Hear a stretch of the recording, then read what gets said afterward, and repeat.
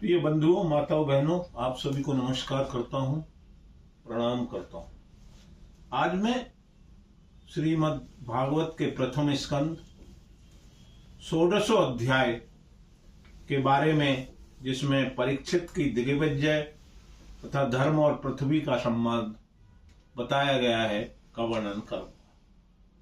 सूत जी कहते हैं, तत्परीक्षित द्विजवर्य शिक्षया मही महाभागवत शशांसः यथा हि यूता मम विजात कोविदा समादिशन में प्रमहद गुणस्थता। सूत जी कहते हैं, सौनक जी, पांडवों के महाप्रयाण के पश्चात भगवान के परम भक्त राजा परीक्षित श्रेष्ठ ब्राह्मणों की शिक्षा के अनुसार पृथ्वी पर शासन करने लगे। उनके जन्म के समय ज्योतिषियों ने जो कुछ कहा था, वास्तव में सभी गुण उनमें विद्यमान थे। उन्होंने उत्तर की पुत्री इरावती से विवाह किया। उससे उन्होंने जन्मेजय एवं 4 अन्य पुत्र उत्पन्न किए, जिसमें ब्राह्मणों को दक्षिणा दी गई। एक बार दिग्विजय करते समय उन्होंने देखा कि शूद्र के रूप में कलयुग राजा का भेष धारण करके एक गाय और बैल के जोड़े को ठोकरों से मार रहा है। तब उन्होंने बलपूर्वक पकड़कर दंड दिया। सूत जी कहते हैं, यदा परीक्षित कुरुजांगले अवसतः कलिं प्रवेष्टं निज चक्रवर्तिते निशम्य वार्तामनत प्रियां ततः सरासनं संयुक्त सोंडिराददे। जिस समय राजा परीक्षित कुरुरांगल देश में सम्राट के रूप में निवास कर रहे थे, उन्होंने सुना कि मेरी सेना द्वारा सुरक्षित साम्राज्य में कलयुग का प्रवेश हो गया है। इस समाचार से उन्हें दुख तो अवश्य हुआ, परंतु यह सोच करके युद्ध करने का मौका हाथ लगा तो उतने दुखी नहीं हुए। इसके पश्चात युद्धवीर परीक्षित ने धनुष बाण हाथ में ले लिया। श्यामबड़ के घोड़ों से जुते हुए सिंह की ध्वजा वाले सुसज्जित रथ पर सवार होकर दिग्विजय करने के लिए नगर से बाहर निकल पड़े। उस समय रथ, घोड़े, हाथी एवं पैदल सेना उनके साथ चल रही थी। उन्होंने भद्रास, केतुमाल, भारत, उत्तर कुरु और किमपुरुष आदि सभी देशों को जीतकर वहां के राजाओं से भेंट की। उन देशों में उन्होंने अपने पूर्व महात्माओं का श्रेयस सुनने को मिला। उस यशोगान से पद पद पर भगवान श्री कृष्ण की महिमा प्रकट होती थी।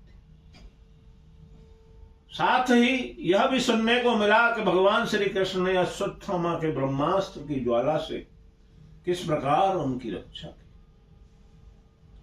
यदुवंशी एवं पांडवों में कितना प्रेम था तथा पांडवों की भगवान श्री कृष्ण में कितनी भक्ति थी। धर्म पदे के न चरण भिक्षयामुपलभ्य ग्राम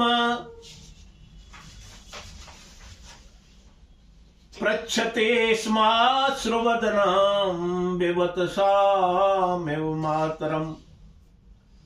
धर्म बैल का रूप धारण करके एक सिर से घूम रहा था, एक पैर से घूम रहा था। एक स्थान पर उसे गाय के रूप में पृथ्वी मिली। पुत्र की मृत्यु से दुखित माता के समान उसके नेत्रों में आंसुओं के झरने झर। उसका शरीर श्रीहीन हो गया तथा धर्म पृथ्वी से पूछने लगा। धर्म ने कहा, कश्चिद देयनामयात्मनस्ते भिक्षया सिमलायते सन्मुखेन आलक्ष्ये भवति मंतराधि दूरे बंद सोच से कजना मद। धर्म ने कहा, कल्याणी कुशल से तो हो न, तुम्हारा मुख कुछ उदास मलिन हो रहा है, तुम श्रीवीन हो रही हो, मालूम होता है तुम्हारे हृदय में कुछ न कुछ दुख अवश्य है। क्या तुम्हारा कोई संबंधी दूर देश में चला गया है जिसके लिए तुम इतनी चिंता कर रही हो? कहीं तुम मेरी तो चिंता नहीं कर रही हो कि अब इसके 3 पैर टूट गए, केवल एक ही पैर रहा है। अवश्य तुम अपने लिए शोक कर रही हो, अब शूद्र तुम्हारे ऊपर शासन करे। हाँ हाँ, अब समय में आया है, तुम्हें अवश्य ही भगवान श्री कृष्ण की याद हो रही, क्योंकि उन्होंने तुम्हारा भार उतारने के लिए अवतार लिया था और ऐसी लीलाएं की जो मोक्ष का भी अवलंबन है। अब उनके लीला स्मरण कर लेने पर उनके परित्याग से तुम दुखी हो गए। तुम अपने कलेश का कारण जिससे तुम इतनी दुर्बल हो गई हो मुझे बताओ। मालूम होता है बड़े बड़े देवताओं को भी हरा देने वाले काल ने देवताओं द्वारा वंदनीय तुम्हारे सौभाग्य को छीन लिया है। पृथ्वी ने कहा, तुम मुझे जो कुछ पूछ रहे हो वह सत्य जानते हो। जिन भगवान के तुम सारे संसार को सुख पहुंचाने वाले चारों चरणों से युक्त हैं, जिनमें सत्य, पवित्रता, दया, क्षमा, त्याग, संतोष, सरलता, सम, दम, तप, समता, तितिक्षा, उपरित, शास्त्र विचार, ज्ञान, वैराग्य, ऐश्वर्य, वीरता, तेज, बल, स्मृति, स्वतंत्रता, कौशल, क्रांत, धैर्य, कोमलता, निर्भीकता, विनयशील, साहस, उत्साह, बल, सौम्य, सौभाग्य, गंभीरता, स्थिरता, आस्तिकता, कीर्ति, गौरव एवं निरहंकारता एवं 39 अप्रकातक गुण तथा महत्वाकांक्षी पुरुषों के द्वारा वांछनीय और भी बहुत से महान गुण उनकी सेवा के लिए नित्य निरंतर निवास करते हैं। एक क्षण के लिए भी उनसे अलग नहीं होते। उन्हीं समस्त गुणों के आश्रय सूर्य दरबान भगवान श्री कृष्ण ने इस समय इस लोक से अपनी लीला संवरण कर ली। यह संसार पापमय कलयुग की कुदृष्टि का शिकार हो गया, यही देखकर मुझे बड़ा शोक हो रहा है। उन्हीं भगवान श्री कृष्ण के चरणों के कारण मुझे महान वैभव प्राप्त हुआ था और मेरे तीनों लोकों में बढ़कर शोभा हुई थी, परंतु मेरे सौभाग्य का अंत हो गया। भगवान ने मुझे अभागिनी को छोड़ दिया। मालूम होता है कि मुझे अपने सौंदर्य पर गर्व हो गया था, इसलिए मुझे यह दंड दिया। बोलिए श्रीमद् भागवत महापुराण की जय।